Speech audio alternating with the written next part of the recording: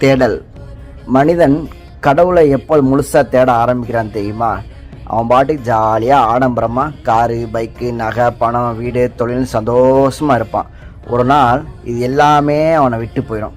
அப்போதான் அவன் புலம்பல் ஆரம்பமாகும்.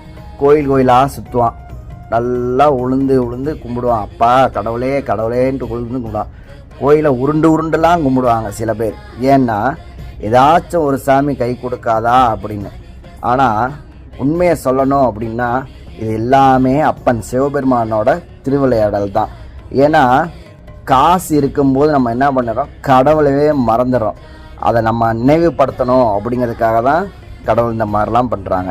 அதே மாதிரி காசு இருக்கும்போது கண்ணாபின்னான்னு செலவு பண்ணுறோம், அதெல்லாம் நம்ம தவிர்க்கணும். காசு இருக்கும்போது தானம் தர்மம் செய்கிறத நம்ம சுத்தமாகவே மறந்துடுறோம். அதெல்லாம் நம்ம நினைவுபடுத்த தான் சிவபெருமான் இப்படிலாம் திருவிளையாடல் பண்ணுறாரு.